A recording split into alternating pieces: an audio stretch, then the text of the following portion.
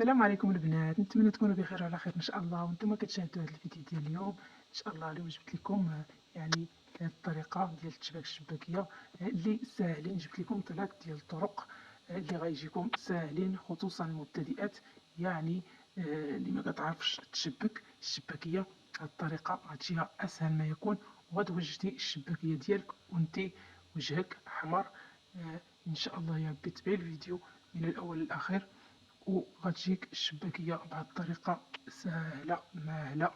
واللي كيعجبوها بحال هاد الفيديوهات ديال يعني الشهوات رمضانيه، وخصوصا يعني اقتراحات لفطور رمضان، تخلي لينا اشتراك ان شاء الله. غنبقى نحط لكم يعني اقتراحات ديال الفطور رمضان اللي ان شاء الله يا ربي غيعجبكم ان شاء الله. ويعني فطور غيكون فطور بسيط في متناول الجميع. وغنشارك معكم ان شاء الله الروتينات ديال رمضان، يعني التنظيف ديال رمضان وكيفاش كنقضي يعني الوقت ديالي في رمضان. نتمنى اللي كيعجبوها بحال هاد الفيديوهات ما تنساش تشترك في القناة. ورمضان مبارك للجميع، يدخل عليكم بالصحة والهنا وطول العمر يا ربي، وبالشفاء لكل مريض في هذا الشهر الكريم يا سيدي يا ربي.